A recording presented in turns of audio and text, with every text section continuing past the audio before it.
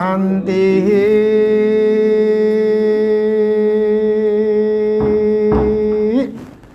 शांति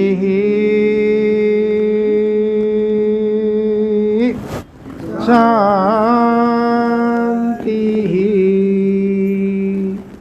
तीनों लोक के सभी जीवों का कल्याण मंगल और शीघ्र ही मोक्ष हो ऐसी मंगल भावना पूर्वक नमो अरिहंताणं नमो आयर्याणं नमो लोए सब साहुणां सब पावपणासनो परमं होई मंगल नमो सिद्धाणं नमो उवज्जायाणं येषो पंचनमुक्कारो मंगलाणं च सवेशे नमो अरिहंताणं नमो आयर्याणं नमो लोए सब साहुणां सब पावपणासनो परमं होई मंगलम्। कल हमने कौन से दृष्टांत दिए थे? याद है? कौन से? हमारा नाम याद है अथवा उनका क्या प्रसंग क्या था? नाम याद नहीं, लेकिन खंदक सूरी 500 साधु तो पिला गया फिर भी क्षमता रख। दूसरा हरणी का पुत्र आचार्य, देवी ने त्रिशूल भोग दिया पेट में और फिर भी क्षमता रखी, पॉजिटिव थिंकिंग किया तो केवल ज्ञान। और सुकोसल मुनि, बाघीन ने शरीर को, उसकी माँ जो सगी माँ थी बाघीन बनी थी, उसको शरीर को नोच डाला फिर भी क्षमता रखी। ऐसे 3-4 दृष्टांत कर लिए थे। और लास्ट में आपको होमवर्क दिया था कल लास्ट को, वो किया नहीं किया होमवर्क? हाँ, प्रश्नोत्तरी। ये सुबह सुबह अभी इन्होंने एक प्रश्न मुझे पूछा था, उसका जवाब देंगे। आपने कुछ सोचा कि नहीं? प्रश्न किस किस को पूछना है? प्रश्न सोचा कि नहीं? मैंने उस दिन पूछ लिए थे। अच्छा, इन्होंने एक पूछा, आपको प्रश्न कुछ पूछना सोच लेना। अभी इन्होंने एक प्रश्न पूछा है, मैं लेता हूँ। प्रश्न था इनका सुबह आज, वो काचबे को क्या बोलते हैं, टॉर्टॉइस, कछुआ, उसको नौकार मंत्र सुना रहे थे। तो उन्होंने प्रश्न किया कि नौकार मंत्र में, हाँ आपको भी पुरानी है, इनको तो आता है, छल्ला पद क्या बोलते हैं लास्ट में? पदमम होई मंगलम। तो अभी 2 परंपराएं हैं इसमें चलती है, पदमम होई मंगलम और पदमम हवई मंगलम। हम लोग होई मंगलम बोलते हैं, कुछ संप्रदाय समुदाय वाले हवई मंगलम बोलते हैं। तो ऐसे दोनों में क्या फ़र्क है, या ऐसे पूछा उन्होंने, तो उसका भी जवाब सोचते हैं। अर्थ की दृष्टि से कोई फ़र्क नहीं है, पदमम होई मंगलम बोलो कि हवई मंगलम बोलो, होई और हवई दोनों का मतलब है। पंच नमस्कार हरियन सिद्ध आचार्य उपाध्याय साधु, इन पंच परमेष्ठी भगवंतों को किया हुआ नमस्कार सब पाप प्रणाशनो, सभी पापों का प्रणाशक है। और सभी मंगलों में पहला मंगल है, पहला मतलब उत्कृष्ट सर्वश्रेष्ठ कोटि का मंगल है। हाँ, तो है जो बोलना है, तो है के लिए ये प्राकृत भाषा, अर्धमागधी भाषा है नौकार मंत्र की। तो उसमें व्याकरण की दृष्टि से दोनों शब्द चलते हैं, होई भी हवई भी। लेकिन हाँ, व्याकरण की दृष्टि दोनों सही है, अर्थ की दृष्टि में कोई फर्क नहीं है, लेकिन छंद की दृष्टि से फर्क पड़ता है। छेल्ले जो 4 पढ़े हैं ना, एसो पंच नमु कारो, लोग कितने अक्षर हुए बोलो? एसो पंच नमु कारो कितने अक्षर हुए? 8। सब पाव पणा सणो कितने हुए? 8। मंगलाणम च स वे सिंह कितने हुए? 8। और पढ़मम अगर ह व ई और मंगलम बोलेंगे तो कितना हो जाएगा? 9 अक्षर हो जाएगा।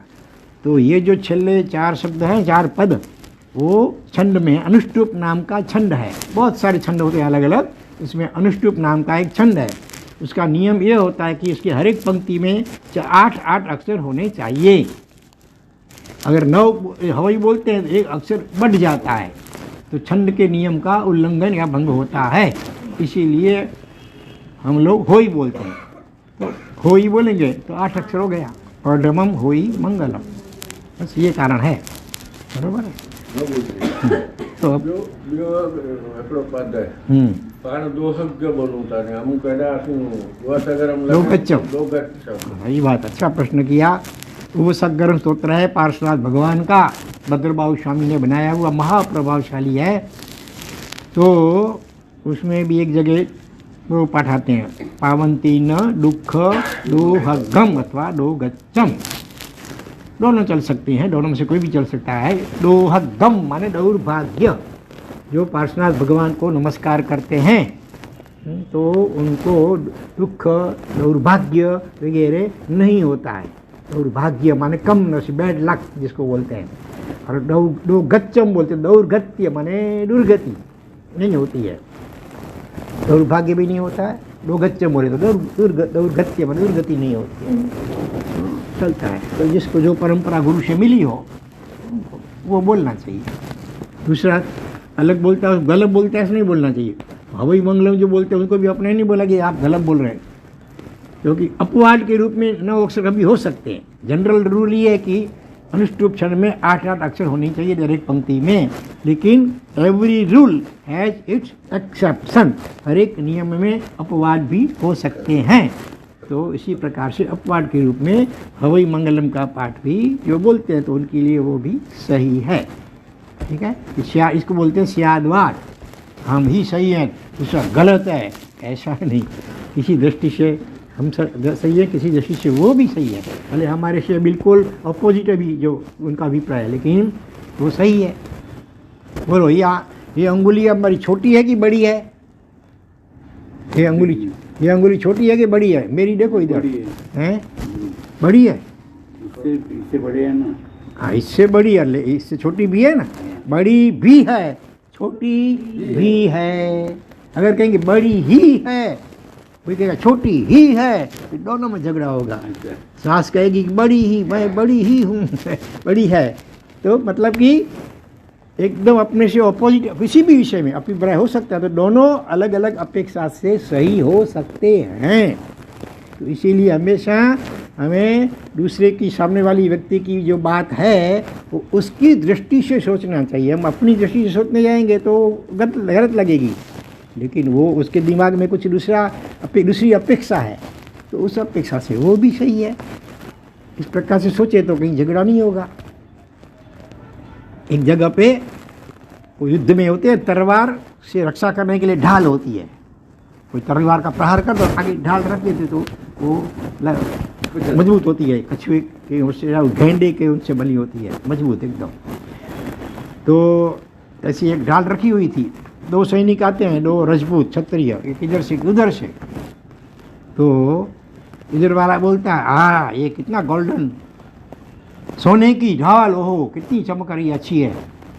सामने से दूसरा आ रहा था, अरे तुम्हारी आंखों में पीलिया हुआ लगता है, बिल्कुल चांदी की चमक रही है, सफ़ेद, तुम बोलते हो सोने की है पीली, हाँ सचमुच तुम्हारी आंखों में पीलिया लगता है। तो उसका आ गया गुस्सा, पीलिया तुमको होगा, मुझे क्यों होगा, फर्स्ट दिख रही है सोने की है पीली।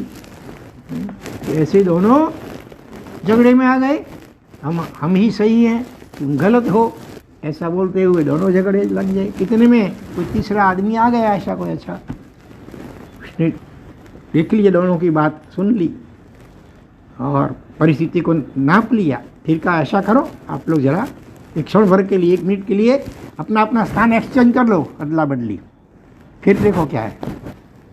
ऐसे स्थान चेंज किया, देखा तो दोनों शर्मिंदा हो गए, दोनों सही भी थे गलत भी थे। अपने दृष्टिकोण से सही थे, लेकिन सामने वाले के दृष्टिकोण से वो गलत भी थे, बराबर है। क्योंकि वो जो डाल थी ना, उसकी एक साइड सोने की थी, इधर की साइड चांदी की थी। तो दोनों सही भी थे, दोनों गलत भी थे। तो किसी बार हम गलत भी हो सकते हैं, सामने वाला सही भी हो सकता है।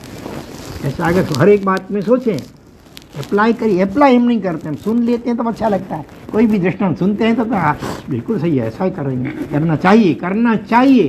किसको करना चाहिए? सामने वाले को ऐसा करना, अपने को नहीं। अथवा जब समय आता है तब भूल जाते हैं हम।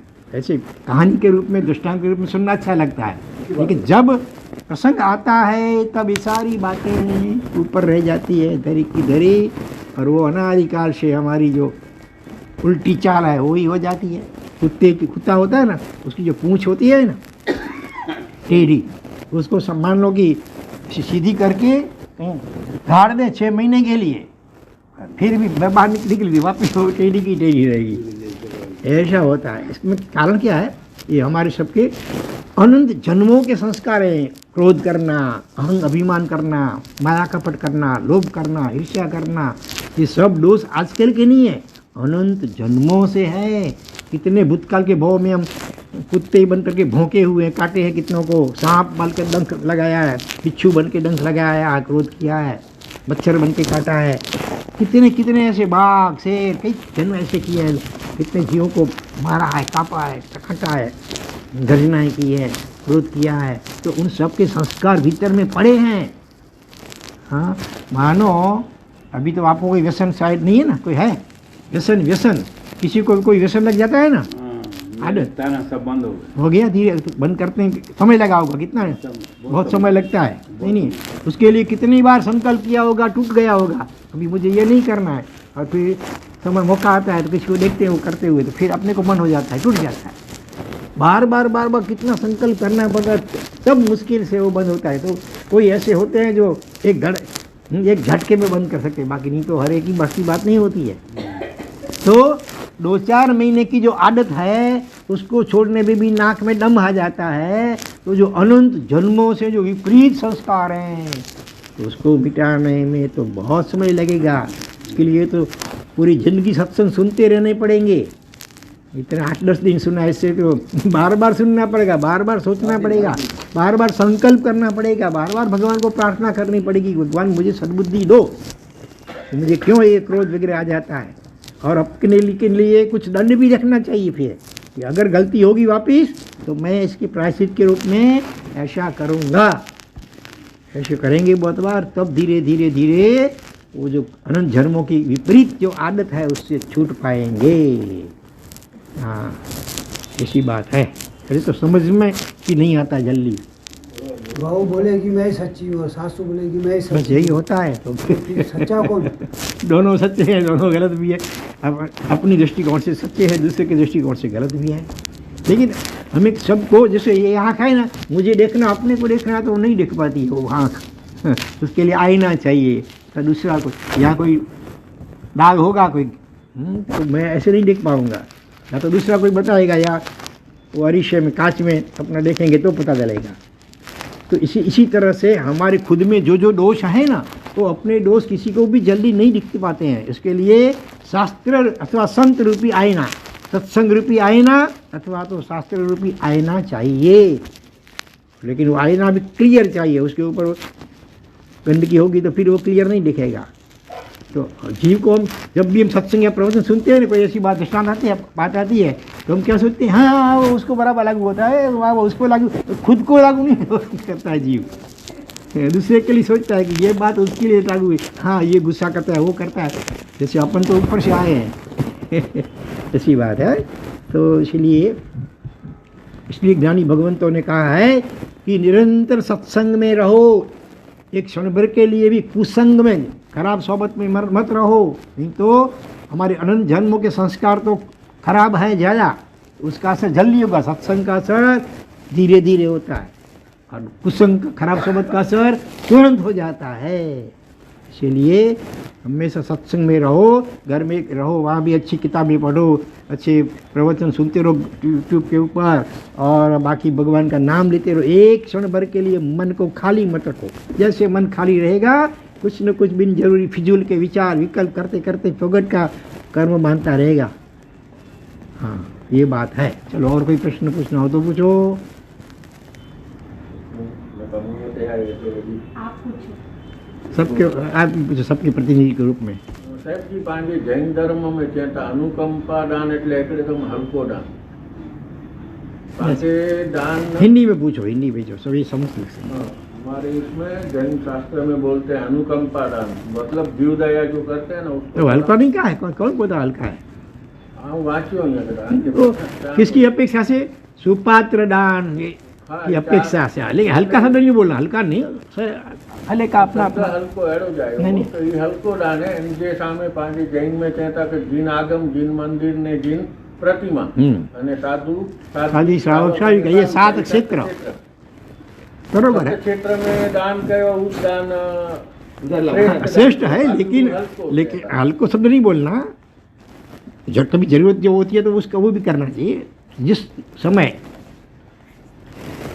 देखो बीज होता है कोई भी, जैसी जमीन होगी उसके अनुसार फल होगा।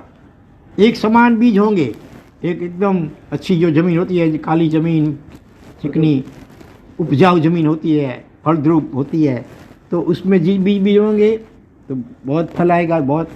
और जो ज़मीन खारी है, उखर भूमि जिसको बोलते हैं, ऐसी उसमें वही बीज और पानी खाद वैसा ही बिड़ो भले।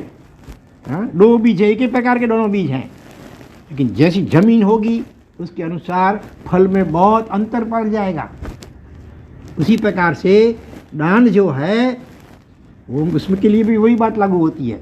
आज किस क्षेत्र में दान, किसको दान दे रहे हैं उसके अनुसार, कोई तपस्वी होगा, कोई संत होगा, कोई ब्रह्मचारी होगा, संयमी होगा, उसको आप दान देंगे। भिक्षा या कुछ भी समझो, वस्त्र वगैरह दान, वस्त्र दान है, पात्र दान है, औषध का दान है, रहने की जगह का दान है। हाँ, तो ऐसे नमस्कार का दान है, विनय का, ये सब दान के ऐसे प्रकार है अलग अलग, तो उसमें बहुत फल मिलेगा। थोड़ा भी देंगे, चलो अच्छा भी आ प्रश्न, अभी इसके ऊपर कहानी मुझे बोलनी थी, वो भी मौका आ गया। हाँ, थोड़ा सा भी दान देंगे उसको बहुत फल मिलेगा। अच्छा सामने सुपात्र है और कोई पापी है, व्यसनी है, उसको देंगे। हाँ, हिंसक है वगैरह है, अनेक प्रकार के पाप करता है, उसको दान देंगे तो वो पाप ज़्यादा करेगा।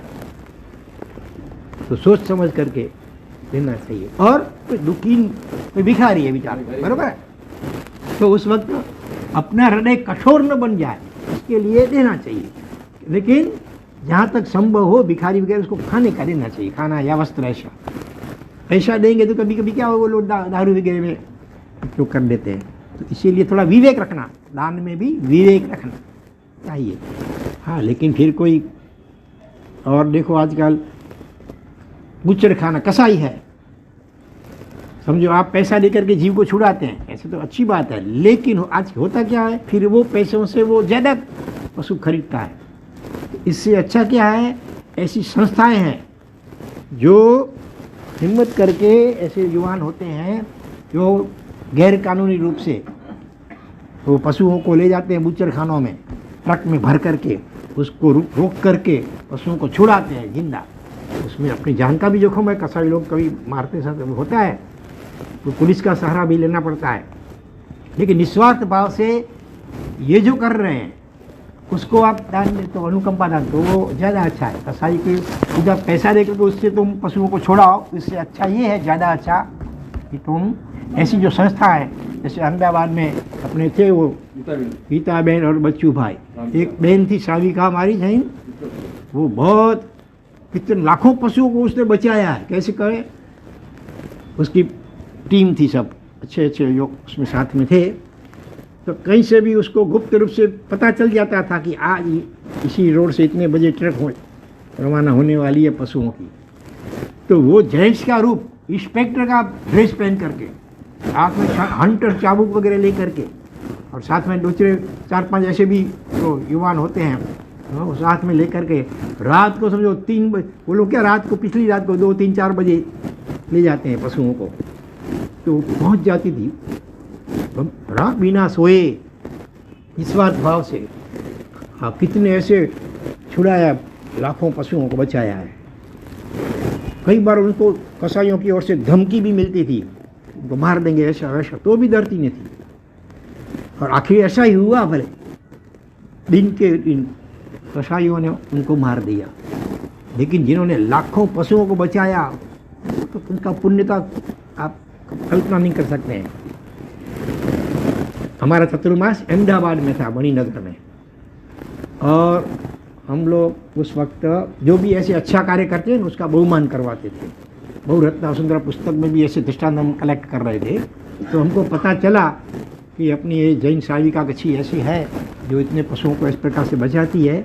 तो हमने उनको बुलवाया, और रविवार के दिन पब्लिक ज़्यादा होती है प्रवचन में, तो उस समय उनका बहुमान करने का निर्णय लिया गया था संघ की ओर से, हमारी प्रेरणा से। लेकिन अगले ही दिन हम जो इस गुरु या शुक्रवार को हमको मिले थे और बातचीत हो गई थी, और दूसरे दिन दोपहर को करीब 12 साढ़े 12 बजे के आसपास वो कहीं रिक्शा में बैठ कर कहीं जा रही थी। इस टाइम में स्कूटर पे बैठ करके 2 कसाई के युवान कोई आए, रिक्शा को रोक दिया और उनको उधर ही ख़त्म कर दिया। तो बलि क्या हो गई, अमर शहीद हो गई, पशुओं के लिए शहीद हो गई। तो इसका तो बहुत ज़बरदस्त पुण्य होता है। तो ऐसे फिर उसके जो पति थे बच्चू भाई नाम, फिर भी वो डरे नहीं, उन्होंने भी वही काम चालू रखा, उन्होंने वही हर इतने पशुओं को बचाया। इस प्रकार से उनको भी धमकियाँ मिलती थी, कभी कभी झपाझपी होती थी, मारामारी, तो शस्त्र लगते भी थे, फिर भी वो डरे नहीं। फिर तो वो तो क्या करते हैं, उनको थोड़ी सरकार पुलिस की ओर से थोड़ा, उसके आदमी एक रहता था उसके बॉडीगार्ड के रूप में, लेकिन डरे, लास्ट तक वही काम करते रहे। अभी अगली साल 2 साल पहले उनका स्वर्गवास सहज रूप से सो हुआ है। भोगी भाई जो सगो तो ये भोगी भाई के सगे भाई बच्चू भाई, ओहो रमणी का। और उन संस्था में हम हर साल भिजवाते थे करीब 25,000 रुपया के आसपास। परिश्रम में जो जीवदया की टिप होती है, फंड होता है जीवदया का, तो हम लोग उनको खास बुलवाते भिजवाते थे। तो ऐसे दान करना, लेकिन मतलब कि समय हो तो वो भी करना चाहिए, लेकिन थोड़ा विवेक रखना चाहिए नहीं वाला, नहीं करना चाहिए ऐसा नहीं। जैसे समझो आप पंछियों को हाथ देते तो वो ठीक है, अनुकंपा के रूप में, उसको खराब नहीं है, नहीं देना चाहिए, ऐसा भी नहीं है। हाँ, लेकिन छुपा तो दान का महत्व ज़्यादा होता है, क्योंकि वो तप करते हैं, संयम पालते हैं, उसमें ज़्यादा फल मिलता है। हाँ, तो अच्छा प्रश्न किया। अभी इसी के ऊपर चलो दृष्टांत ले लेते हैं। एक तो पहला जीव रक्षा का कितना महत्व है वो दिखाते हैं दृष्टांत से। तो मेघ कुमार का दृष्टांत लेते हैं। भगवान महावीर स्वामी के समय की ही बात है। उनके भक्त थे सैनिक महाराजा, उनका बेटा था मेघ कुमार। भगवान की उपदेश आदेशना सुन करके वैराग्य हुआ, उसने दीक्षा अंगीकार की। राजकुमार था अभी मेघ कुमार। दीक्षा के दिन शाम को, रात को जब सोने लगे तो बहुत उनके साधु थे, तो उनका नंबर लास्ट में आया दरवाजे के पास। तो शाम को रात को लघु नीति, ठंड के दिन थे, तो लघु नीति के लिए साधु भगवान को जाते आते, तो उनके पाँव की जो चूली थोड़ी सी उनके ऊपर लगती थी, संथारा बोलते हैं, गद्दी के ऊपर नहीं सो सकते हैं, सामान्य ऊन का संथारा होता पतला सा, उसके ऊपर एक सामान्य से ऐसा वस्त्र बिछा करके उसके ऊपर सोते हैं। तो बहुत से साधु आते जाते थे वहीं से, तो उनकी चरण की धूली पड़ी होगी थोड़ी सी। वो राजकुमार तो कितना ऐशो आराम में पला था, तो उसको नींद नहीं आई। उसको बाप रे, अभी तो पहला दिन है, ऐसा हो रहा है, तो फिर तो पूरी ज़िंदगी बाकी पड़ी है, मैं कैसे सहन कर सकूँगा। उसने सोच लिया कि कल मैं सुबह होते ही भगवान महावीर स्वामी के पास जाऊँगा, कहूँगा भगवान आपका ये अर्जोहरण है, आप रखो, मुझे मेरे से ये पालन नहीं होगा दीक्षा का। ऐसा सोच करके गए भगवान के पास।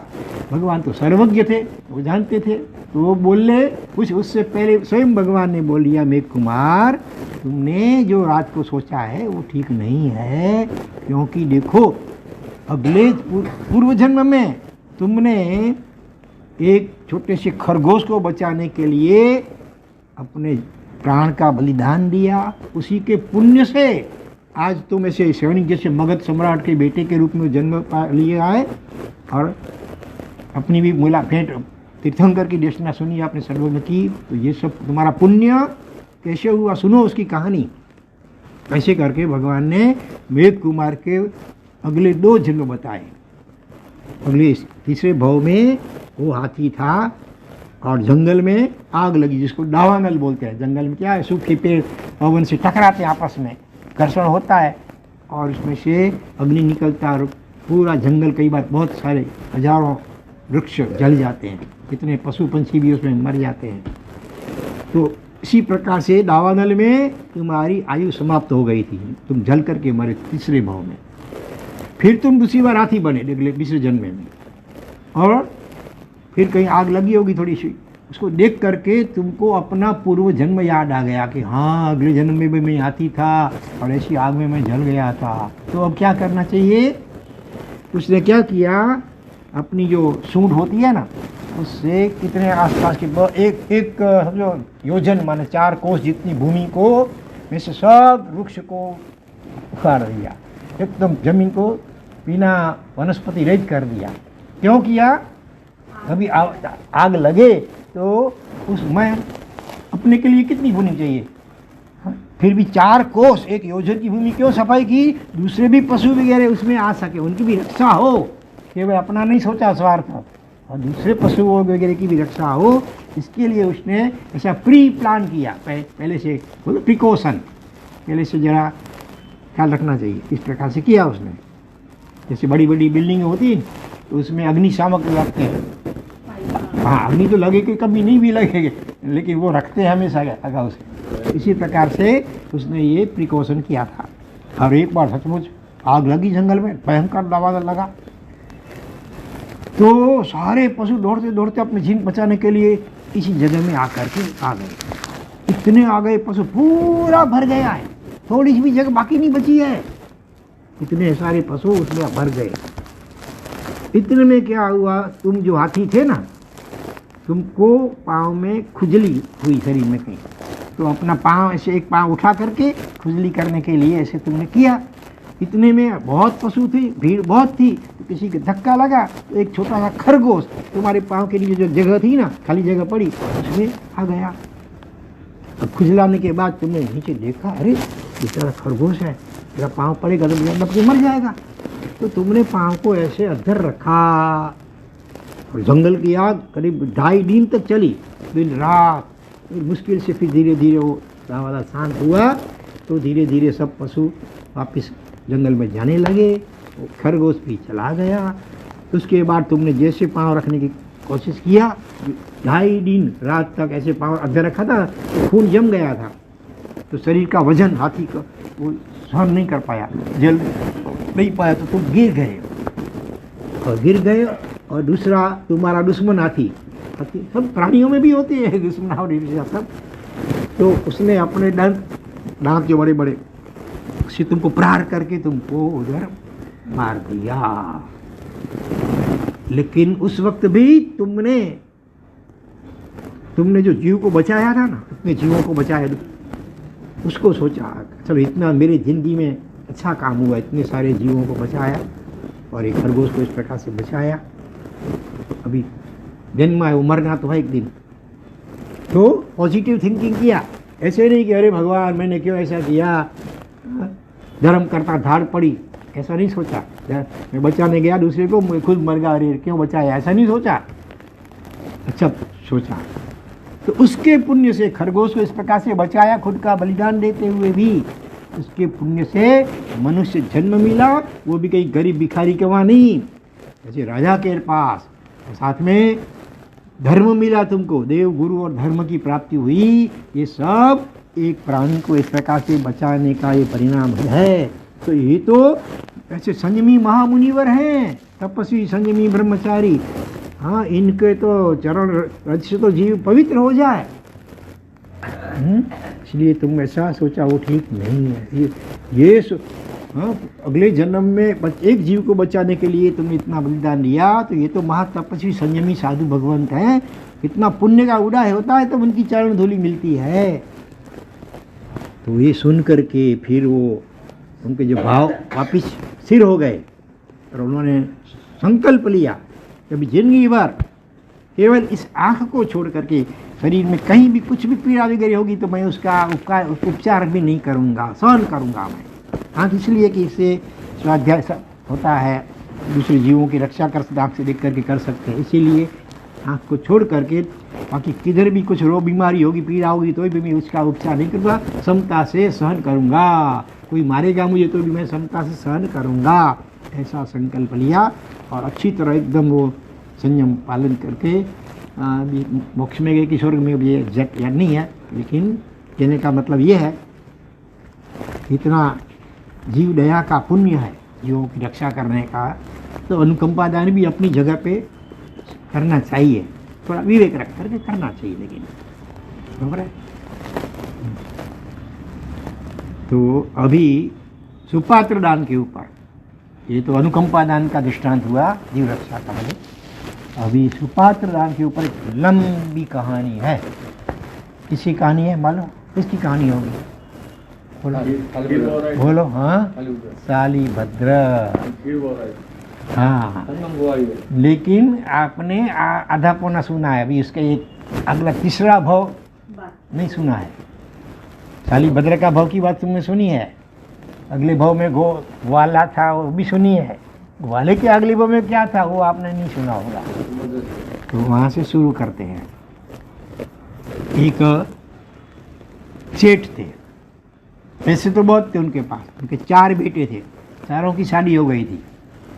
पैसा बहुत होते हुए भी कभी भी हाथ ऐसे नहीं होता था, माने दान किसी को कुछ ना, बिल्कुल। हाँ, दूसरा ऐसे जीव भी होते हैं, दूसरा कोई दान दे रहा है अपने पैसे वगैरह का, वो भी देख नहीं पाते हैं, उनको सर दर्द हो जाता है, बुखार हो जाता है। खुद तो दान देता नहीं है, दूसरा कोई किसी को दान दे रहा है वो भी वो देख नहीं पाता है, ऐसी स्थिति भी होती है जीवों की बेचारे। कपिला दासी का नाम सुना होगा, नहीं सुना है? वैसे वो दृष्टांत लेंगे कभी, पुण्य श्रावक का। कपिला दासी, हाँ, अभव्य जीव थी।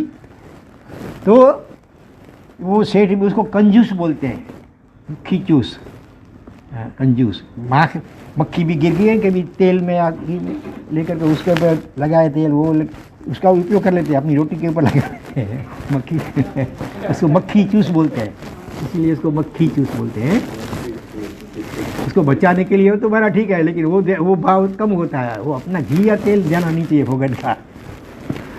तो क्या हुआ, एक बार वो जो 4 बेटे उनके थे ना, उनकी जो पुत्र वधुएं थी, वो कहीं कुएं या तालाब में पानी भर करके वापस लौट रही थी। तो समान उम्र की करीब सब जवान थी, तो ऐसे हंसी मजाक करते करते जाते हैं। उसमें एक पुत्र वधु का हाथ जो था, सामने से एक बूढ़ी औरत आ रही थी, उसके सर पे क्या बोलते, गोबर से बनाते हैं ना जो छाना, उपला, उसकी टोकरी थी, उम्र वाली थी, गरीब थी।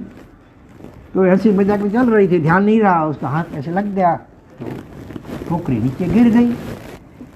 तो उस बुढ़िया ने उपालम बढ़िया ठपका दिया, अरे इतना भी देखती नहीं हो, मेरी जैसी कोई बुढ़िया आ रही है तो वैसे बस जैसे तैसे चल रही हो, और क्या तुम्हारे ससुर ने कुछ ऐसा अच्छा काम किया कि इतने तुम अहंकार में आ गई हो?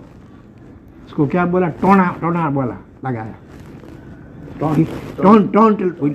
टोंट मारा उनको कि तुम्हारे ससुर के पास इतने पैसे होते हुए भी कोई ऐसा कभी गाँव झमन किया है कि किसी ज्ञाति को जिमाया है, कुछ किया है? वो किया हो तो ठीक है, तुम उसका जरा अहंकार हो, कुछ पैसे होते हुए भी कुछ तो किया नहीं है, ऊपर से ऐसे जैसे तैसे चल रही हो। उन्होंने क्षमा था कि माँ जी क्षमा करना, उनकी टोकरी वापिस रखवा दी। लेकिन घर आते ही उन्होंने सोचा कि माँ जी की बात तो सही है, भले हमको थोड़ा बुरा लग सकता है लेकिन बात सही है। उन्होंने भले गुस्से में जो कहा कि अपने ससुर के पास अपने पास इतने पैसे होते हुए भी कभी अच्छा कार्य किया नहीं है दान देने का, तो अभी ये जो कलंक है अपने को उसको मिटाना है, चारे पुत्र वधुओं चारों जो समझदार थी, तो उपाय कुछ सोच लिया उन्होंने मिल करके। दोपहर का समय हुआ खाने का, चारों के पति अपने दुकान वगैरह से घर पे आते हैं खाना खाने के लिए। किचन रसोड़े में गए तो शीतला सातम, खाना बना ही नहीं था। पूछा सब अपनी पत्नियों को, क्या बात है आजकल शीतला सातम है क्या है? आपका मुंह फुला करके बैठी थी चारों, जैसे नाराजगी व्यक्त करने के लिए। पूछा क्या बात है, आज लोग क्यों ऐसे मुंह चढ़ा के बैठे हैं? किसी ने आपका अपमान किया कुछ, क्या बात है? तब फिर बड़ी बहू ने धीरे से कहा, ऐसी बात हुई है, इतना पैसे होते हुए भी हम लोगों ने कभी किसी को कुछ दान दिया नहीं है, तब ये उलाहना टॉन्ट सुनना पड़ा। चारों भाइयों ने भी सोचा बात तो सही है, लेकिन करें क्या? पिताजी की चलती थी, पिताजी के आगे सब का मुंह बंद हो जाता था, कोई बोल नहीं पाते थे। स्वभाव जरा हाथ से ठंडा था, अभी ठंडा हो गया ना ऐसा। तो कुछ करना चाहिए, तो चारों ने मिल करके उपाय ढूंढ लिया। Where there is will there is way. इच्छा होती है ना प्रबल, तो रास्ता मिल ही जाता है। तो चारों ने मिल करके उपाय के रूप में क्या किया, पुजारी को बुलवाया और उसके कान में कह दिया, पूरे गांव में जाकर के सभी के घर घर में हमारी ये बात पहुंचाओ कि रविवार के दिन हमारे यहाँ खाना खाने के लिए दोपहर को सभी को निमंत्रण दे दो। इस प्रकार से पूरे गांव को निमंत्रण दिया गया है। रविवार का दिन आ गया तो सुबह सुबह छोटे बेटे ने कहा, पिताजी कितने दिनों से ये अपना हिसाब बराबर मिल नहीं रहा है, व्यापार करते हैं पैसे की आवक जावक का हिसाब कहीं कुछ गड़बड़ हो गई है। चलो ऐसा करें, अपन लोग ऊपर मंजिल पे बैठ के शांति से हिसाब बराबर ठीक कर लें, नहीं तो कहीं नुकसान हो जाएगा, घाटा हो जाएगा। ऐसे ही बोल करके अपने पिताजी को ऊपर ले गया, ऊपर की मंजिल पे। जब समय हुआ दोपहर का खाना, तो लोग आने लगे। लोग आते हैं मिल करके, इतने तो बातें होती है, तो उसकी आवाज़ होती है, तो आवाज़ ऊपर गई होगी। तो पिताजी ने पूछा, अरे बेटा ये क्या नीचे इतने लोग की आवाज़ क्यों आती है आजकल, क्या है बात है? अरे पिताजी छोड़ो ना, होता है अभी लोग रास्ता तो खाते हैं जाते हैं, इसमें ध्यान दो ना। तो फिर चुक जाएंगे तो वापस एक से फिर से करना पड़ेगा हिसाब। मोबाइल तो था नहीं, कैलकुलेटर के तुरंत कर दे। हाँ, फिर बर्तन थाली कटोरी सब, छोटे बच्चे भी थे गांव में तो होते हैं, तो बच्चे तो फिर वो टन टन टन टन करते रहते हैं। आवाज़ ऊपर की, अरे बर्तनों की इतनी आवाज़ क्यों आई आज? अरे पिताजी छोड़ो ना मजंजर से, अब क्यों चिंता करें, अभी इसके करो ना तुम। जैसे तैसे करके पिताजी को वापिस फिर तो पेरोशनी की शुरुआत हुई। सीरा सीरा सीरा सीरा, भजिया भजिया भजिया भजिया बोलते हैं, लो। फिर आवाज़ गई, थोड़ी सुगंध भी आई होगी ऊपर। अब पिताजी दाल में कुछ काला है लगता है, अभी सीधा खड़ा हो गए और ऐसे ऊपर से झांकने लगे नीचे आंगन में सब कुछ ये सब्जी मेरा है। अरे ये सब क्या हो रहा है? अब तो रंगे हाथ पकड़े गए इसे, तो बोलना पड़ेगा, सारी बात बताई। देखो पिताजी ऐसी बात हुई थी, ऐसी घटना, इसीलिए हमने सोचा कि हमारे ऊपर इतना कलंक रह जाए, पूरी दुनिया अपनी टीका टिप्पणी निंदा वगैरह करे, वो ठीक नहीं। इतने पैसे होते हुए भी, इसीलिए आपको अगर हम पूछने आते तो आप तो हाँ बोल सकते, नहीं बोलते, ना बोल देते थे। इसीलिए हमको बिना आपको बताए ये सब अरेंजमेंट व्यवस्था करनी पड़ी है। कोई अच्छा समय होगा तो पिताजी को हुआ कि बात तो सही है, ठीक है चलो भले किया। फिर विचार आया कि ये तो लोग क्या बोलेंगे, ये तो बेटों ने मिलकर के किया, खुद ने तो कुछ नहीं किया, तो अब मुझे कुछ करना चाहिए। इतने में भावना हुई ना, थोड़ी सी तो अच्छी भावना हुई, मैं कुछ करूं, दान दूं। एक साधु महाराज जा रहे थे, उनको हुआ मैं फटाफट जा करके उनको बुला लाऊं और मेरे अपने हाथ से उनको भिक्षा हो रहा हूँ। तो जल्दबाजी में उतावला सो बावरा, धीरा सो गंभीर। धोती थी, पैंट तो थी नहीं उस जमाने में, पैंट पायजामे, धोती पाँव में अटक गई। तो मंदिर ऊपर क्या बोलते, सीढ़ियों से नीचे सीधा गिरे। ऐसा लग गया चोट जोरदार की, वहीं उनकी आयु समाप्त हो गई। अंत समय में जो भावना होती है ना, वो कैरी फॉरवर्ड होती है, आगे चलती है उसकी लिंक। तो दान देने की भावना थी, महाराज साहब को बोलाने की भावना थी ना, वो पुण्य। लेकिन इतनी जिंदगी में तो कुछ दान दिया, इतने पैसे होते दान नहीं दिया था, तो वो भी अंतराय कर्म। तो इसकी वजह से दूसरे भव में वो गरीब ग्वाले के घर में उसका जन्म हुआ। ग्वाला जो गाय बकरियां, भेड़ बकरियां चराता है ना, और छोटी उम्र में ही उसके पिताजी चल बसे। अब उसकी माँ विधवा हो गई, माँ बेटे 2 जन थे, गरीब थे, और पिताजी भी चल बसे। तो अभी ये इसके ऊपर जिम्मेदारी आ गई।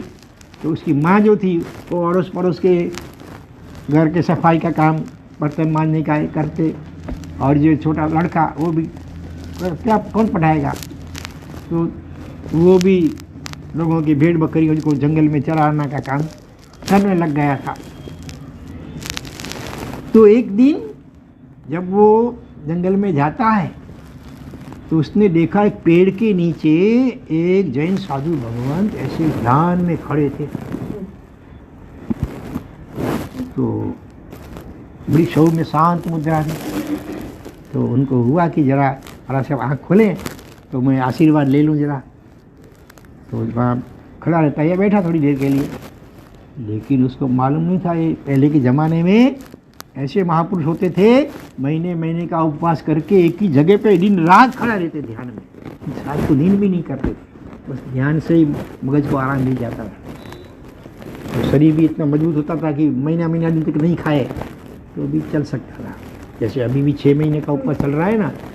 आज मेरे ख्याल से 155 या कुछ हुआ 160 के आसपास जो है हंस रत्न सूर्या 7वीं बार 180 उपवास चल रहा है। 6 बार 180 उपवास लगातार हो गया, 7वीं बार चल रहा है। 150 से ऊपर उपवास हो गए अभी भी। तो वो महाराज साहब तो ध्यान में खड़े थे ऐसे। अभी छोटे बच्चे कुछ मालूम नहीं उसको, उसने 15, 20, 25 मिनट, आधा घंटा प्रतीक्षा की, लेकिन महाराज साहब की आंख नहीं खुली। तो उसके हुआ ठीक है चलो अभी आगे जाता हूँ, दोपहर को जो वापिस पशुओं को पानी पिलाने के लिए पास में नदी है वहाँ आऊँगा, तब बातचीत कर लूँगा, आशीर्वाद ले लूँगा।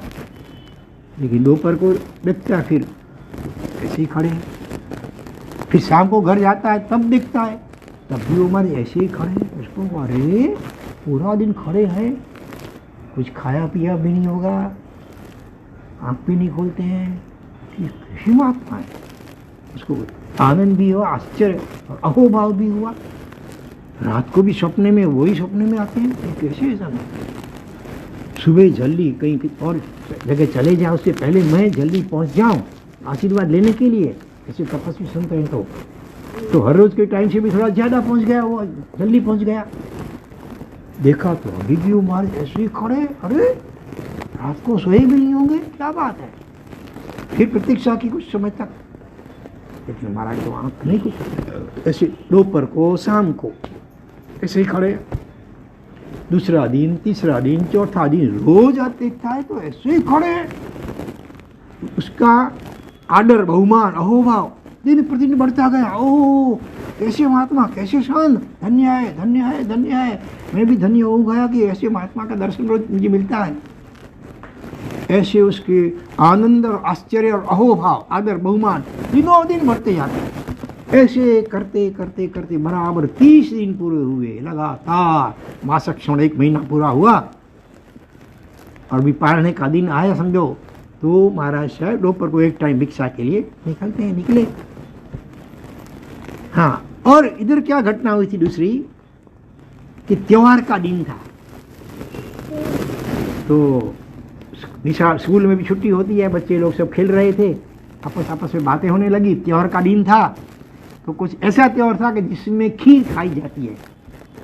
अलग अलग त्योहार में अलग अलग चीज़ें का महत्व होता है। तो करीब करीब सभी बच्चों ने खीर खाई, किसी ने बासुंदी खाई, किसी ने दूध पाक पिया होगा। सब बात कर रहे हैं आपस में। ओ क्या मेरी माँ तो क्या खीर बनाई, क्या डाला था उसमें, इलायची वगैरह ना, क्या स्वादिष्ट थी। फिर इसको पूछा गया तूने क्या खाया आज, हिंदी में बच्चों ने पूछा, तो गरीब था, कहा मैं तो छाछ और खट्टी छाछ और रोटी बाजरे की।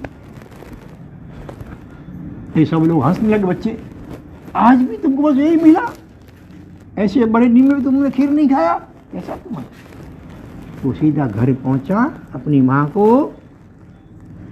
रोते हुए बोलने लगा कि मामा मुझे खीर चाहिए, आज मुझे खीर खानी है, मेरे सभी दोस्तों ने खीर खाई, इतना बड़ा त्योहार है, तो आज भी तूने मुझे बस ये बासी अगले दिन की रोटी और खट्टी छाछ ही दी, मैं नहीं खाऊंगा, मुझे खीर चाहिए। माँ बोलती बेटा जब से तेरे पिताजी का स्वर्गवास हो गया, अपने को ये रूखी सूखी रोटी भी मिलती है ना, छाछ वो भी समझो नसीब इतना अपना अच्छा है, तो कितने तो वो भी नहीं मिलता है। और छोटा बच्चा क्या समझे सारी बातें, तो वो तो नहीं, वो एक ही जिद पे बाल हट है, मुझे खीर चाहिए, मैं गुस्सा करी, मुझे खीर चाहिए, रोने लगा। उसको रोना देखते रोते देखते उसकी माँ को भी दुख से आंसू आ गए, बात इसकी सही है बेचारा, क्या करूं, लेकिन मैं भी मजबूर हूं, क्या करूं। तो माँ बेटे दोनों जरा जोर से रोने लग गए। और उस पड़ोस की बहनों ने सुना, पहले के ज़माने में पड़ोसी धर्म, नेबर पड़ोसी, अतिथि देवो भव, मातृदेवो भव, पितृदेवो भव की बात, गुरुदेवो भव, ऐसे पड़ोसी को भी दुख होता है तो सबको होता है, अपना दुख है, सभी बांट लेते थे, अथवा उसके दुख में सहभागी होते थे, उसके दुख को दूर करने के लिए प्रयत्न करते थे। तो अड़ोसन पड़ोसन सब आ गई, क्यों रोए हो, क्या हुआ, क्या रो, अरे क्या करूँ, देखो ना ये ऐसे बोल रहा है, लेकिन क्या करूँ, मेरे पास तो कुछ है नहीं, कैसे खिलाऊं उसको खीर, अरे ये बात है, रो मत। कोई ने किसी ने कहा मैं अभी चावल लाती हूँ, किसी का मैं दूध लाती हूँ, किसी ने कहा मैं खीर शक्कर लाती हूँ, ऐसे करके सभी लाए। और फिर माँ ने खीर बनाई और गर्मा गर्म खीर थाली में परोसी, बेटा अभी थोड़ी गर्म है, थोड़ी ठंडी हो जाए तब खाना। इतने तक मैं जरा पड़ोस में जाकर के थोड़ा काम निपटा के आती हूँ, बरोबर है, ये घटना हुई है, खीर परोसी गई है। और भाग्य से देखो अभी अगले जन्म में अंतिम समय में भावना अधूरी रह गई थी, भावना महाराज साहब को हो रहा नहीं की, तो ये संयोग मिल गया। वो महाराज साहब, वो ही महाराज ऐसे खड़े थे 1 महीने से, वो उसके घर के सामने से ऐसे गुजर रहे थे, देख लिया दूर से, पहचान गया, अरे गुरु महात्मा, इतना खुशी हो गई उसको, दौड़ा सीधा, महाराज साहब मेरे घर पधारो, मेरे घर पधारो। उसका भाव दिख करके आए इसकी झोपड़ी में, झोपड़ी थी, घर तो क्या है झोपड़ी। और जो थाली में खीर परोसी थी ना, उसको इतना भाव हो गया, ऐसे तो उसने लकीर खींची थाली में, खीर में, आधी महाराज साहब को था, आधी मैं खाऊंगा, लेकिन खीर पतली थी और उसके भाव इतने थे ना देने के, पूरे डाल ली, करीब करीब सारी खीर चली गई पात्रे में। फिर भी उसने पश्चाताप नहीं किया, अरे मुझे तो आधी देनी थी, सब गिर गई, क्या करूं, नहीं, खुश ही हुआ। ऐसे तपस्वी महात्मा, उनको खीर और दूसरे दिन कभी आते तो खट्टी छाछ और रोटी की सिवा मेरे पास तो कुछ खाए होता नहीं, और आज तो नसीब से खीर बनी उत्तम चीज। और ऐसे तपस्वी संत महात्मा मेरे घर, मेरे जैसे गरीब की कुटिया में कहाँ से पधारे, वो तो इतना खुश हुआ, इतना खुश हुआ। और उसके भाव देख करके हमारा स्वामी धर्मलाभ आशीर्वाद देख करके आगे चले। थोड़ी देर हुई और वो क्या किया, थाली में जो खीर अभी चिपकी, थोड़ी थोड़ी सी चिपकी थी, वो चाटने लग गया। इतने में उसकी माँ आई, बेटा खीर खाई, हाँ माँ खाई, बोलता नहीं है, रोता भी नहीं है, क्या करूँ, महाराज जब आए थे, मुझे तो आधी तो देनी थी लेकिन वो पूरी गिर गई, तो क्या करूँ, मुझे दूसरी खीर बना दो, ऐसा नहीं कहा उसने, गुप्त दान किया। महाराज साहब को दिया, वो भी बोलता नहीं है। और उसकी माँ ने क्या किया था, बहुत खीर बनाई थी आज तो, पड़ोसिन कितनी उदार होगी, कितनी दी होगी खीर, सब साधन। तो उसको आधी खीर दी थी, आधी ढक करके रखी थी, कुछ आधी से ज़्यादा रखी थी, खुद को भी खाना होगा, इसको भी खिलाना। तो माँ बोलती है बेटा और चाहिए हो तो दो, ऐसे ही नहीं बनाओ, हो तो दो, चलेगा कोई बात नहीं। उसकी माँ ने बाकी जो खीर बची रखी थी सब दे दी। माँ का जीव है, खुद भूखी रह करके चुप खिलाती है, और उसने भी पेट भर के खाई। जिंदगी में पहली बार खीर मिली है, फिर माँ ने भी सब दे दी उसको, खुद भूखी है उसको दे दी सब पेट भर के। माँ को भी हो गया, इसकी मीठी नजर लग गई शायद, आ गया, उसको पता नहीं था कि मारा सब दिया है। संयोग की बात है, कुदरत को भी हुआ होगा शायद, धर्म महासत्ता को, कि ऐसा अच्छा कार्य जिसने किया है, खुद ने भूखा रहते हुए भी, खुद की परवाह किए बिना, जिंदगी में पहली बार रोते रोते मिली हुई खीर, वो ऐसे महातपस्वी महात्मा को भाव से इतने वेरा दी है। तो ऐसा जिसने अच्छा काम किया है सुपारदान का, वो अभी इसे गरीब घर में ज़्यादा समय रहे वो ठीक नहीं, ऐसा समझो कि कुदरत को लगा होगा। तो उसी रात उसके पेट में थोड़ा दर्द हुआ, लेकिन वो दर्द के प्रति उसका ध्यान नहीं है, उसको तो बार बार वही मारा सब याद आ रहे हैं।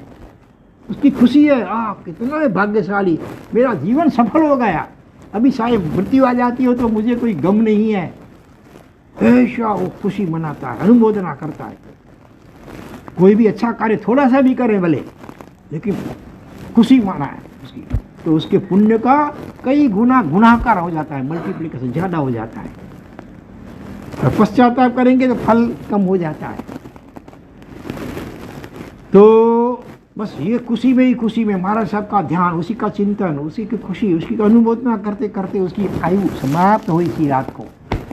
और सीधा बिहार में आज भी है राजगृही नगरी, तो जहाँ सैनिक राजा मुख्य रहते थे, वहाँ एक बड़े सेठ थे, उनका नाम था गोभद्र सेठ, और सेठानी का नाम था भद्रा सेठानी। उनके वहाँ सीधा वो अरबों खरबोपति समझ थे, बहुत पैसे वाले, उनके यहाँ जन्म हुआ। गरीब वाले में से सीधा जन्म से गर्भ सीमंत बन गया। इतना भी कम है, अभी तो छोटी आयु में उसके पिता का स्वर्गवास हो गया, लेकिन उसके पिता को अपने बेटे के प्रति बहुत लगाव था, प्रेम था। वो पिता देव बने, उन्होंने अच्छे कार्य किए, दान दिए वगैरह किए, देव बने। और देवता ने अपने ज्ञान से देखा अपना अगला जन्म। अब ये सालिपुत्र जब उसका जो व्यापार वगैरह था ना, बहुत खुला हुआ था, सब माँ संभालती थी, उसकी माँ भद्रा। जवान भी हुआ तब भी उसको व्यापार की कोई चिंता नहीं, और 32 कन्याओं के साथ उसकी शादी करवाई। पहले के ज़माने में होते थे ऐसे, राजा हो या बड़े सेठ हो, सेठ के लेट बेटे, तो किसी की 8 पत्नियां होती है, किसी की 32 भी होती थी, किसी की ज़्यादा भी होती थी। तो 32, वो भी सारे एकदम अरबों खरबोपति श्रीमंत घरानों की। और उसके पिता जो सेठ बने, देव बने थे, तो हर रोज वो 99 पेटियां देवलोक से भेजते थे। 33 पेटियों में खाने की एक से एक बढ़ करके चीजें। अब देवता को क्या कमी होती है, वो चाहे वो कर सकते हैं। रोज नई नई आइटम है, कोई भी आइटम रिपीट ना हो, ऐसी सब देखी ना हो, सुनी भी ना हो, ऐसी चखी ना हो, ऐसी आइटम है। दूसरी 33 पेटियों में अच्छे अच्छे वस्त्र, झरियन वाला एकदम हाई क्लास। तीसरी 33 पेटियों में गहने, हीरे, माणिक, मोती, जवाहर, सोने के साथ। देवता 33 99 हुई ना, 33 क्यों? सालिभद्र उसकी 32 पत्नियां, इस प्रकार से 33 के लिए। तो वो क्या करते थे, रोज नए कपड़े, रोज नए गहने, रोज नया खाना तो ठीक है, लेकिन कपड़े तो सुबह होती स्नान करके कपड़े और ऐसे महंगे महंगे गहने वो सब बाथरूम में रख देते थे। और उनके घर में जो कितने दास दासी, 7 मंजिल का तो उनके रहने का आवास था, हवेली थी 7 मंजिल की। वो सालिभद्र उसकी 32 पत्नियां 7वीं मंजिल पे रहते थे। दिन कहाँ उगता है कहाँ अस्त होता है सूर्य पता नहीं चलता था उनको, कोई टेंशन तो था ही नहीं, व्यापार का सारा उसकी माँ संभालती थी, खाओ पियो जलसा करो जयंतीलाल। मनुष्य के भव में देवताई सुखों का उपभोग कर रहा था, इसका परिणाम सुपात्र दान का। तो उसमें 3 चीजें होती है दान में, चित्त, वित्त और पात्र। इनका त्रिवेणी संगम गंगा जमुना सरस्वती जैसे होता है ना, तो उसके फल का तो पूछना ही क्या। चित्त माने देने के भाव, कितने ऊंचे भाव थे उसके बच्चे के, खुद भूखा रह के उनको दे। वित्त माने ऐसे धन अर्थ होता है, लेकिन देने की चीज। तो खीर जो है ना उसको परम अन्न बोलते हैं, परमान्न। अपने 24 तीर्थंकर में से एक आदिनाथ भगवान को पारना उनका इक्षुरस से हुआ। बाकी सभी तीर्थंकर दीक्षा लेते हैं तो करीब तेला करते हैं, यार 2 उपवास तो करते हैं, 2 या 3 उपवास। उनका पहला जो पारना होता है ना, ये कुदरत रूप से खीर से होता है। सभी इसको परम अन्न बोलते हैं खीर को। तो मतलब देने की चीज भी है, परम अन्न था, श्रेष्ठ अन्न। और पात्र सामने महातपस्वी महासंयमी ऐसे ज्ञानी ध्यानी संयमी साधु भगवान थे। तो त्रिवेणी संगम हुआ, तो तीनों श्रेष्ठ कोटि के, चित्त वित्त और पात्र। उसका ये फल, एक बार खीर बोराई है इतनी, बरोबर है। हम अभी व्याख्यान में बोलते हैं कभी कभी, आप लोगों ने तो कितनी बार खीर भी हो रही होगी, और भी रसगुल्ला गुलाब जामुन जलेबी जो भी अच्छी चीजें हो बनाते हैं, और फिर भी इधर ही है। 99 पेट के जाने दो, एक माची बॉक्स जितना है इतना कुछ आया ऊपर से।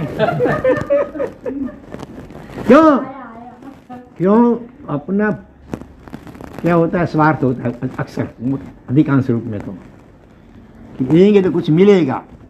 उसने निरपेक्ष भाव से दान दिया था, अपेक्षा नहीं रखी थी कि मैं दान दूं तो मुझे फिर अच्छा पुण्य बने, उससे मुझे अच्छा कुछ अगले भाव में श्रीमंत बनूं, ऐसा कोई अपेक्षा नहीं थी। बिल्कुल निस्वार्थ भाव से, निष्पूर्वता से उसने दान दिया था अनुभव, इसलिए इतना उसका फल हो गया।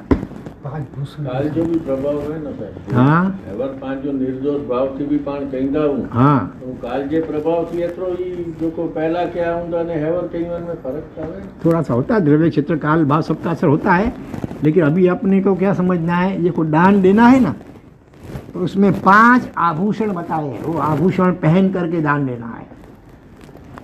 आभूषण अलंकार धारण करके।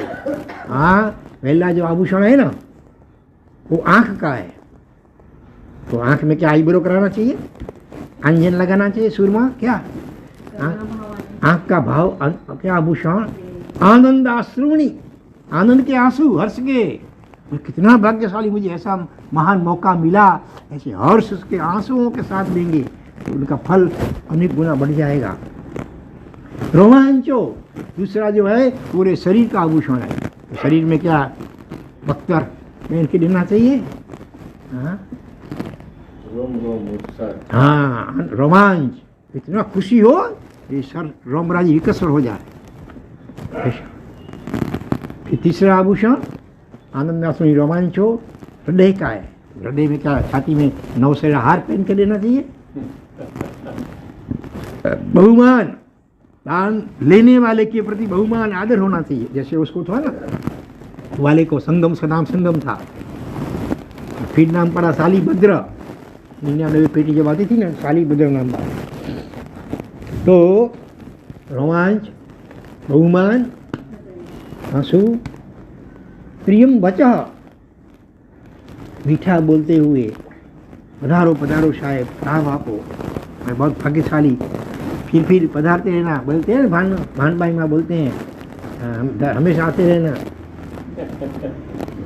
तो ये तो इसे मीठे प्रिय वचन बोल करके दान देना। और 5वां अनुमोदना, दान देने के बाद भी खुशी खुशी होना। जैसे ये संगम ग्वाला, पीड़ा, इतनी पीड़ा भी भूल गया उस खुशी में। 5 आभूषण है, ये 5 आभूषण जितना ज्यादा होंगे उतना फल ज्यादा होगा।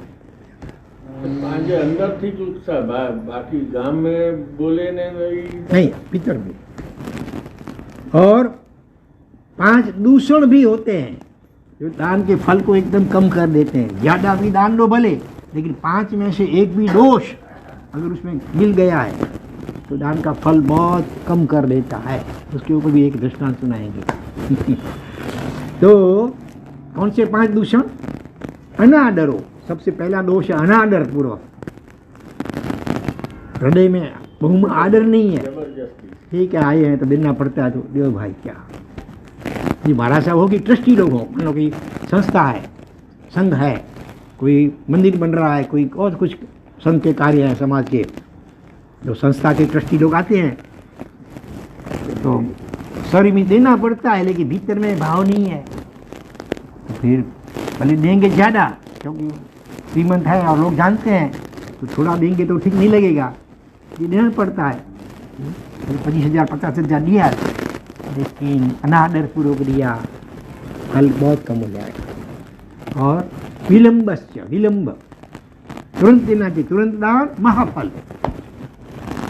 अभी अनुकूलता नहीं है, फिर आना सप्ताह के कुछ दिनों के बाद, अभी अनुकूलता नहीं है, दूसरी बात तीसरी बात किससे कुछ बहाना निकाल करके टालता रहता है। अनुकूलता होते हुए भी जानबूझ करके टालता है, तो फल बहुत कम हो जाता है। इतना जल्दी देंगे तुरंत ना होता फल ज़्यादा। कहीं बोली बोले हैं कि तुरंत चुकाना चाहिए।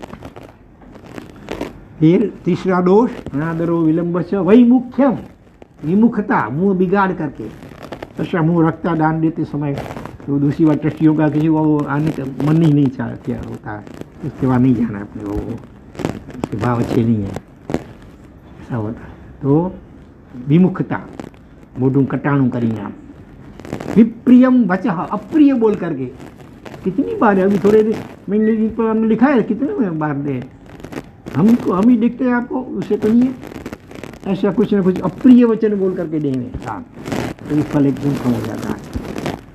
और लास्ट है पश्चाताप, दान देने के बाद वो अनुमोदना भूषण था, इधर पश्चाताप दूषण है, वो फल को बहुत कम कर देता है। अभी उसके ऊपर एक दृष्टांत सुनो मम्मड़ सेठ का। तो भगवान महावीर स्वामी के समय में जैसे साली बदल भी उसी समय में था, ऐसे मम्मड़ नाम के एक सेठ भगवान के ही समय में थे। सतयुग था, फिर भी देखो हर प्रकार के जीव होते हैं, 5 उंगलियां समान नहीं है ना, हर प्रकार के जीव होते हैं। तो मम्मड़ सेठ के पास तो कितनी पैसा था, सैनिक महाराज के से भी ज़्यादा पैसा था।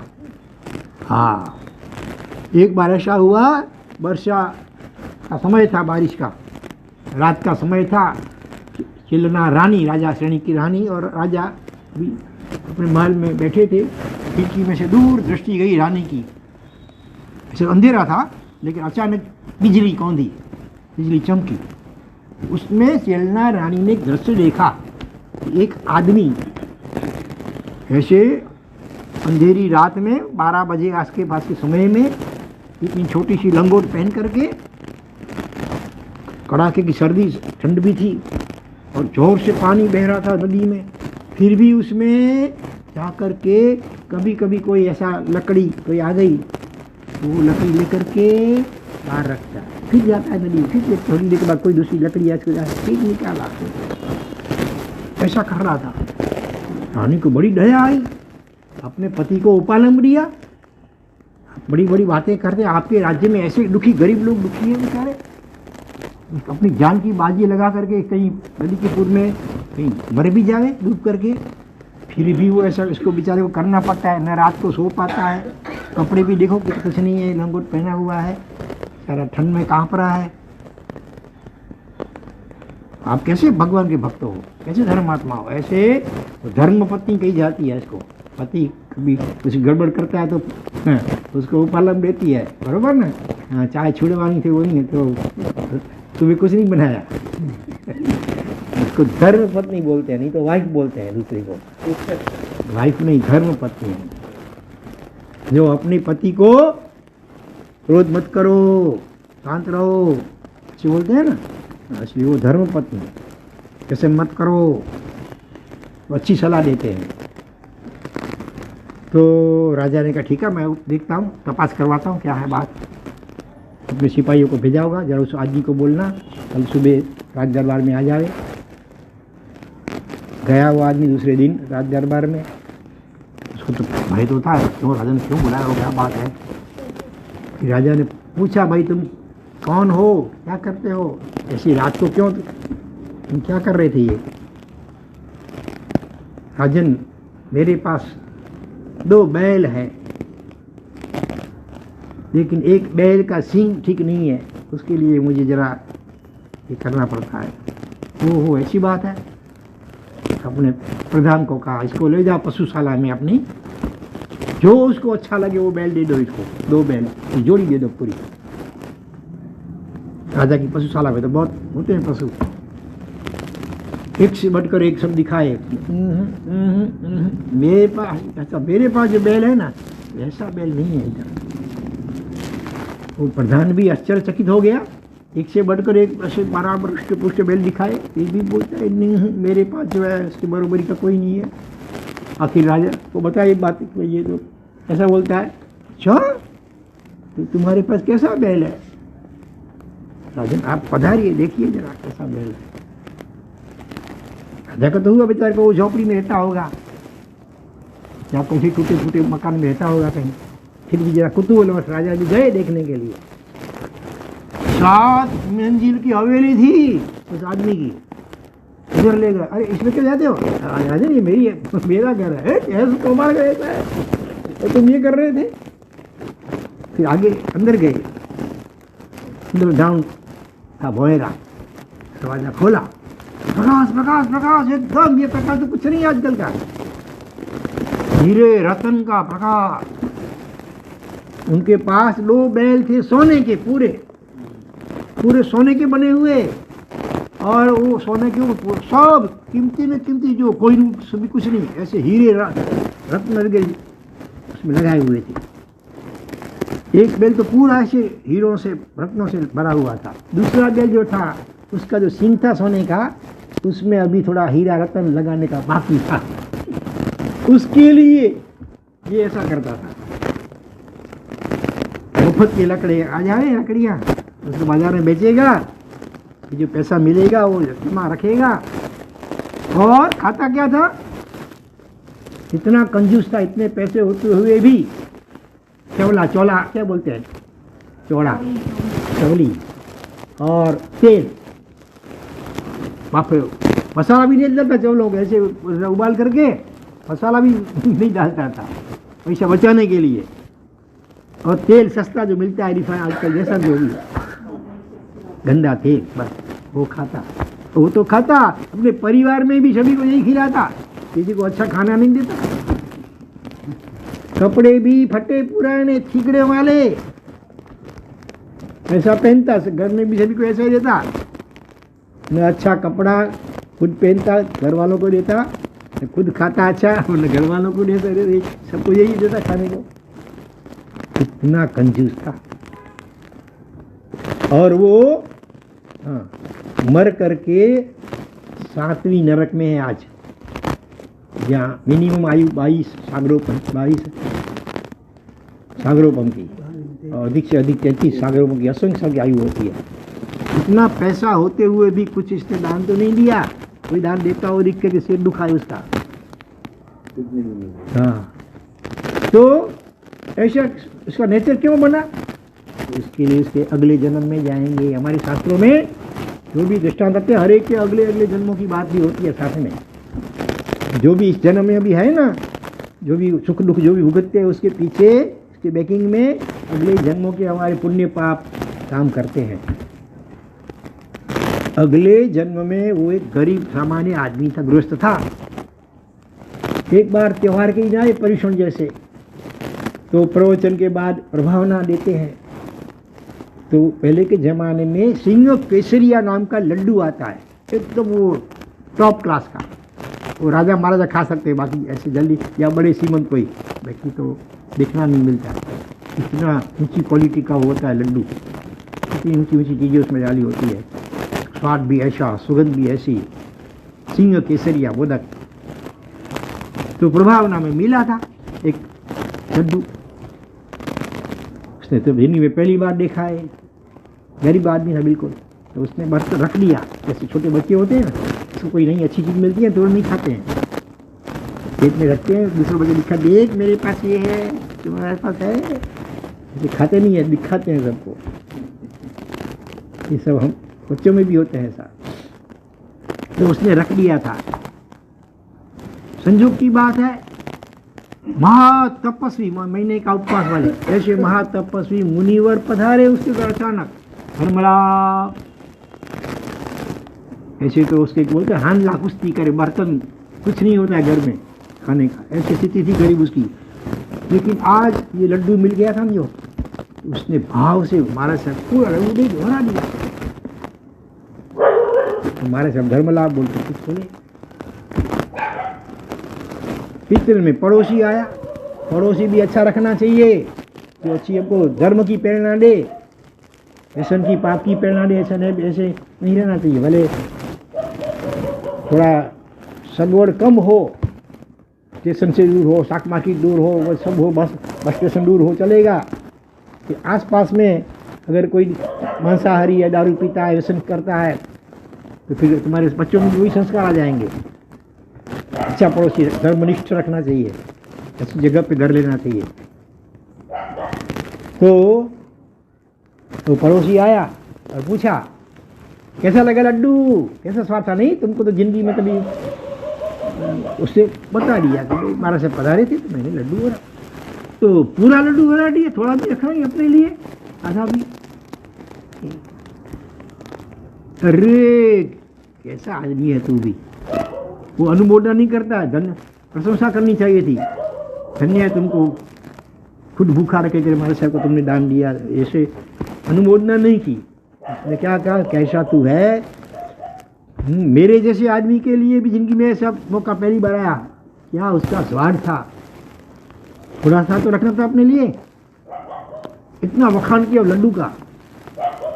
तो वो गया वापस घर में, और जिस बर्तन में लड्डू रखा था ना, थोड़ा सा उसका अंश जो गिर गया होगा थोड़ा, वो लेकर के चखा, ऐसा उसका स्वाद, मुट्ठी बांध करके दौड़ा महाराज साहब के पीछे। महाराज साहब तो अभी उपास जा रहे थे, अभी रिक्शा हो गई थी पूरी। महाराज साहब खड़े रहो, महाराज साहब खड़े रहो। तो महाराज साहब ने सोचा शायद कोई चीज़ होना की बाकी रह गई होगी, इसलिए बोल रहा है कि जरा खड़े रहो, वापस चलो मेरे घर। तो महाराज से दूर से कहा, अरे भाई दौड़ो मत, खप नहीं है, खप नहीं है। वो बेचारा दौड़ते दौड़ते गया, एकदम सांस फूल रही है। महाराज साहब, हाँ आपको खप नहीं है लेकिन मुझे खप है, इसका क्या? महाराज साहब मेरा लड्डू वो है ना, वो जरा वापिस दे दो। आपको तो दूसरे बहुत आपके भक्त लोग हैं, लड्डू रिक्शा में देंगे, लेकिन मैं तो गरीब आदमी, मुझे पता नहीं था ये ऐसा लड्डू है। ये तो मेरे पड़ोस ने बताया, पड़ोसी ने, मैंने थोड़ा सा चखा, इतना तब पता चला कि इतने इसमें इतना स्वाद है, वो लड्डू में कितना होगा।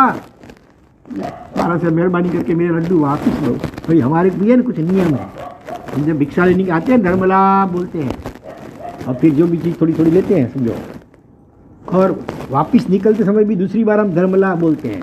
तो दूसरी बार धर्मलाभ बोल दिया, अभी हम वापस किसी को, तुमको भी इसी को नहीं लेंगे, उससे किसी को भी नहीं दे सकते। हाँ जैसा कोई साधु होता है, तपस्वी संयमी साधु, उसको दे सकते हैं, लेकिन ऐसे किसी गृहस्थ को या किसी पशु पंछी को भी नहीं दे सकते हैं। क्यों? उसके पीछे भी कुछ बहुत कारण है, अभी वो पता नहीं कर सकते। तो महाराज का भाई अभी तो धर्मलाभ दे दिया दूसरी बार, अभी हम वापिस नहीं दे पाते, हमारा सब नियम की मर्यादाएं होती है किसी कारण से। महाराज साहब आधा दे दो, आधा 50-50, आज की भाषा में कह दो आधा। महाराज साहब ने कहा भाई ऐसे दे सकते हैं तो पूरा दे दे, हमको वैसा कुछ नहीं है, लेकिन हमारे नियम से हम भी बंधे हुए हैं कुछ। तो बस वो चला गया, मन में थोड़ा उसको पश्चाताप हुआ। दान देने के बाद पश्चाताप करते हैं तो दान का फल कम हो जाता है एकदम। महाराज साहब को भी लगा अभी उसका दिल इस पे रह गया मन, अगर हम खाएंगे तो शरीर में नुकसान होगा, इसीलिए उसको चूर्ण करके उसमें राख मिला करके निर्जीव भूमि में गाड़ दिया, ऐसी विधि होती है। लेकिन इसने जो पहले दान भाव से दिया था पहले, तो इसमें इतना पुण्य हो गया कि सैनिक राजा के पास नहीं थे, इतनी धन इसके पास थे। लेकिन बाद में जो पश्चाताप किया ना, तो उसका पुण्य का जो अनुबंध पाप का हो गया। पापानुबंधी पुण्य, पुण्य बंध है लेकिन अनुबंध पाप का, अनुबंध मतलब परंपरा पाप की। तो संपत्ति तो मिली लेकिन उसमें इतनी मूर्छा, इतनी आसक्ति, इतना ममत्व हो गया, न ठीक से खाया पिया, न कुछ पहना उड़ा ठीक से, न परिवार को सरकार दिया कुछ, और मर करके आज 7वीं नरक में है। क्योंकि भगवान महावीर को तो अभी 2600 साल हुए सब समझो करीब, उसका तो असंख्य वर्षों का आयु होती है, वो नरक में है, नहीं तो दुख भुगत रहा है वो वहाँ। तो इसीलिए कोई भी अच्छा दान हो या कोई भी अच्छा कार्य करने के बाद कभी भी पश्चाताप नहीं करना चाहिए, बल्कि अनुमोदना ही करनी चाहिए। मानो कभी आप प्रवचन में सत्संग में आए हैं, कोई ऐसी बात चली, नियम की बात कभी कभी हो जाती है, हाँ, तो सब लोग नियम कुछ कुछ ले रहे हैं, आपने भी ले लिया, समझ लो कुछ, फिर घर गए, अरे फंस गए, घर वालों को बोलेगा अरे आज फंस गए हम तो। महाराज साहब के पास गए प्रवचन में, सबको नियम दे रहे थे, तो फिर हमको भी शर्म के कारण लेना पड़ा, ये क्या करे, फंस गए आज तुम। अथवा कुछ फंड हो रहा था, जीव दया की टीम हो रही थी, या दूसरा कुछ अच्छे कार्य के लिए पैसे का वो फंड हो रहा था, उसमें लिखाना पड़ा, शर्म के कारण फंस गए। ऐसा पश्चाताप जीव करता है तो फल बहुत कम हो जाता है, पापानुबंधी पुण्य हो जाता है, और अनुमोदना करता है, चलो अच्छा हुआ। ऐसे तो मेरे हाथ से कोई छूटता नहीं है पैसा, लेकिन आज मैं सत्संग प्रवचन में गया, वहाँ जीव दया कैसे फंड हो रहा था, तो दुनिया के लिए भी बोले, क्योंकि व्यवहार में अच्छा लगे, इसके लिए भी कुछ तो ऐसा दिया, दान हो गया, अच्छी बात हुई, चलो भले ही मैं गया प्रवचन में। ऐसे अनुमोदना करेगा तो उसके पुण्य का बहुत गुणाकार हो जाएगा, पश्चाताप करेगा तो फल कम हो जाएगा, तो उसके परिणाम जो है पापानुबंधी हो जाएगा पुण्य। तो ये सारी बातें हैं दान के विषय में। आपने जो प्रश्न पूछा इसके अनुसंधान में ये सारी बातें नहीं चली, बरोबर है। दान के 5 भूषण याद, आभूषण याद रहेंगे, आनंद के आंसू, शरीर में रोमांच, प्रिय वचन, हृदय में बहुमान, और देने के बाद अनुमोदना, ये 5 आभूषण। और 5 दूषण दोष कौन से? अनादर, विलम्ब, मुंह बिगाड़ करके देना, कटु वचन बोलना, और देने के बाद पश्चाताप करना। तो ज़्यादा भी दान देंगे उसके फल को एकदम कम कर देंगे, अथवा अनुबंध उसका पाप का हो जाएगा। इसलिए ख्याल रखना है, ठीक है। पुण्य जो है वो 9 प्रकार से पुण्य का बंध होता है। सुपात्र में अन्नदान, पानी का दान, अन्नपान, वस्त्र का दान, 3 औषध का दान, 4 वस्ती का मन रहने की जगह का दान, 5 नमस्कार, और हाँ मन वचन काया और नमस्कार। मन से अच्छा भाव, वाणी से मधुर वाणी बोलना, और काया से भी नमस्कार आदि करना, और नमस्कार पुण्य मन से नमस्कार करते हैं। ऐसे 9 प्रकार से पुण्य का बंध होता है। 42 प्रकार से पुण्य का उदय होता है। पाप का 18 प्रकार से पाप बंधता है। 82 प्रकार होते हैं पाप का फल भुगतने का। ये सब बातें हैं। ठीक है, समझ में आई बात थोड़ी सी। आज शालीभद्र का दृष्टांत, उसके 3 भाव, संगम ग्वाला, उसके पहले वो कंजूस सेठ, और दूसरा अभी देखा मम्मन सेठ का भाव, कंजूसी की बात, सातवें दान के भूषण और भूषण भी सुने। अकेले आए आप तो विशेष अग्रे वर्तमान दिनाग्नारुत कुछ भी बोला गया हो, हार्दिक मिच्छामि दुक्कड़म, सर्वमंगल मांगल्यम सर्वकल्याण कारणम प्रधानम सर्वधर्माणाम, जैनाम जयति शासनाम, प्रजन शासन देव की जय।